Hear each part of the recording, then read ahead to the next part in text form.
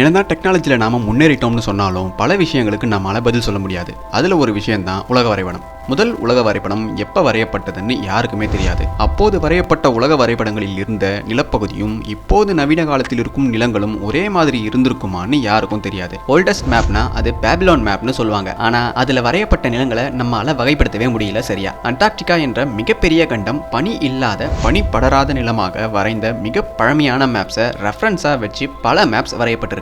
அதுல பேர் போன maps Piri Reis map, Orontius Finaeus map, Buache map, Hajji Ahmed map, மெர்காட்டர் map. இந்த 5 மேப்ஸும் இந்த 5 மேப்ஸை வரைஞ்சவங்களும் பழங்கால மேப்ஸை ரெஃபரன்ஸாக வச்சு தான் வரைஞ்சோம்னு சொல்கிறாங்க. ஆனால் மாடர்ன் ஹியூமன்ஸான நாம 19ஆம் நூற்றாண்டில் அண்டார்டிகாவை கண்டுபிடிக்கும் போது பனி நிறைந்த கண்டமாக இருந்ததால் இந்த மேப்ஸை எல்லாம் போய் அண்டார்டிகா பனி இல்லாத நிலமாக இருக்க வாய்ப்பே கிடையாதுன்னு உருண்டுட்டு வரும். அப்படின்னா அண்டார்டிகா பனி இல்லாமல் நிலமாக இருந்தப்ப இந்த மேப்ஸை உருவாக்குனவங்க எப்படி கனக்கச்சிதமாக வரைஞ்சிருப்பாங்க?